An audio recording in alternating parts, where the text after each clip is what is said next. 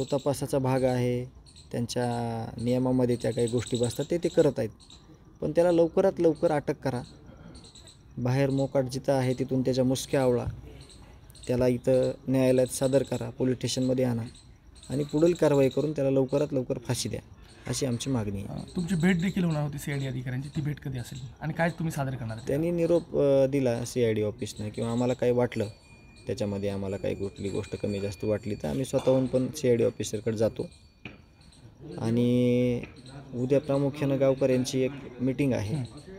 त्या मीटिंगमध्ये ज्या काही अडचणी आहेत, जे काही उणीव आहेत, यावर सविस्तर चर्चा होईल आणि त्या मागण्या आम्ही संबंधित अधिकाऱ्यांच्या पुढं मांडू.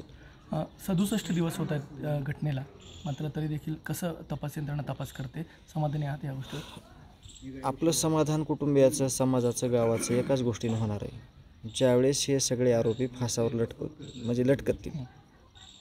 मग आता जे तपास चालू आहेत तो तपास योग्य दिशेनं चालावा